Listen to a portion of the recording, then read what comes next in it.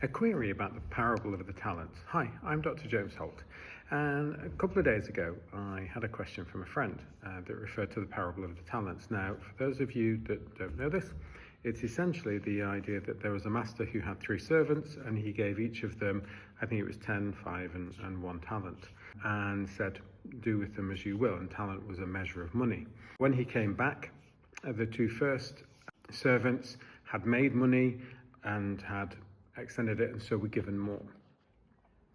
However, the final servant buried his talent, and when asked why, he said to the master, I knew that you are a hard man, harvesting where you have not sown and gathering where you have not scattered seed. So I was afraid. And then at the same time, his master replied, you wicked, lazy servant, so you knew that I harvest where I have not sown and gather where you've not gathered seed.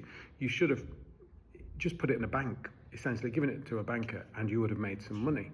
So the question is, how does that work? If this parable is about God as the master, then how can it be? Because is God therefore this hard master, this wicked master that other translations suggest?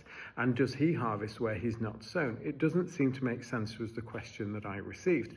And essentially there's 2 ways that you can read this. The first is that actually it's an imperfect parable. It was never meant to tell everything that it was supposed to do about God. It was just, as suggested, a parable where there is a master with servants, and God gives us talents, gives us gifts, and we are to do well with them.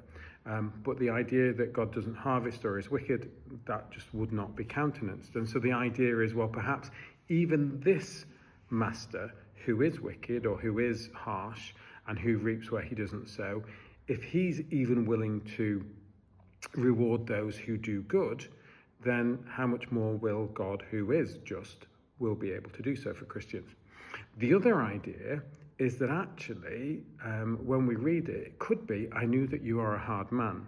Could be, well, I think that you're a hard man. I have the impression that you're a hard man. And when the master replies similarly, he says, well, even if you thought that, is a potential response. So either way, it's not suggesting that God is harsh, nor that he reaps where he doesn't sow. It's just the idea that either it's in our minds as people that God may seem harsh, but actually, even if we think that, and Christians the world over wouldn't, then the idea is that even he will reward. And so that's kind of the message or the response I gave.